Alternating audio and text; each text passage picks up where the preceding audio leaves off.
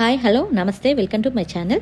చిక్కాపురం అనే ఊరిలో ఒక జంట తమ 10 ఏళ్ల కుర్రవాడితో కలిసి జీవించేవాళ్ళు. వాళ్ళ కుమారుడు ప్రతిరోజు స్కూల్కి వెళ్ళేటప్పుడు చిరుతిళ్ళ కోసమని డబ్బులు అడిగి తీసుకువెళ్ళేవాడు. తండ్రి మందలించడంతో తండ్రికి తెలియకుండా తల్లి ఎంతో కొంత ఇచ్చి పంపేది.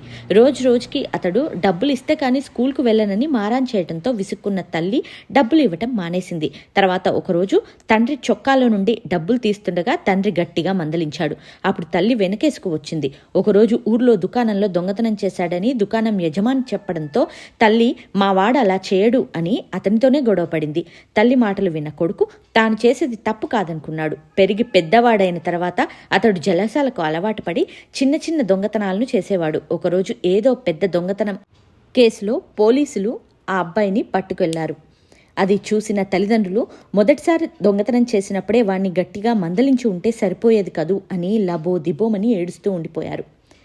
పిల్లలు తప్పు చేస్తున్నప్పుడు ఆదిలోనే మందలించి మంచి మార్గంలో పెంచాలి. మొక్కై వంగనిది మానై వంగునా?